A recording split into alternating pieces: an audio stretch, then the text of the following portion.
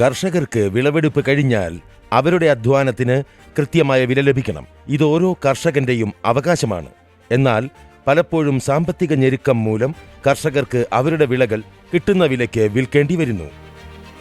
ഭാരത സർക്കാരിന്റെയും ഭക്ഷ്യ പൊതുവിതരണ വകുപ്പിന്റെയും ക്രെഡിറ്റ് ഗ്യാരണ്ടി പദ്ധതി ഈ പ്രശ്നത്തിന് ഒരു പരിഹാരം കൊണ്ടുവന്നു. ഇപ്പോൾ കർഷകർക്ക് അവരുടെ വിളകൾ WDRA രജിസ്റ്റർ ചെയ്ത വെയർഹൌസുകളിൽ ഇലക്ട്രോണിക് നെഗോഷ്യബിൾ വെയർഹൌസ് രസീദ് മുഖേന അവരുടെ വിളകൾക്ക് ന്യായമായ വില ലഭിക്കുന്നതുവരെ വിളകൾ സുരക്ഷിതമായി സൂക്ഷിക്കാം. ഈ പദ്ധതി പ്രകാരം കർഷകർക്ക് വിളവെടുപ്പിന് ശേഷം വളരെ കുറഞ്ഞ പലിശ നിരക്കിൽ വായ്പ ലഭ്യമാക്കുന്നു. അതിലൂടെ അവർക്കവരുടെ സാമ്പത്തിക ആവശ്യങ്ങൾ നിറവേറ്റാനും ശരിയായ സമയത്ത് വിളകൾ വിൽക്കാനും കഴിയും.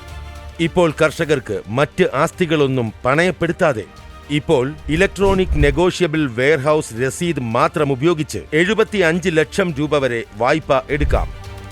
അതേപോലെ MSMEകൾക്കും FPOകൾക്കും വ്യാപാരികൾക്കും ഈ പരിധി 200 ലക്ഷം രൂപയാണ്. ക്രെഡിറ്റ് ഗ്യാരണ്ടി പദ്ധതി കർഷകരെ ശാക്തീകരിക്കുകയും അവരെ സ്വയം പര്യാപ്തരാക്കുകയും ചെയ്യുന്നു.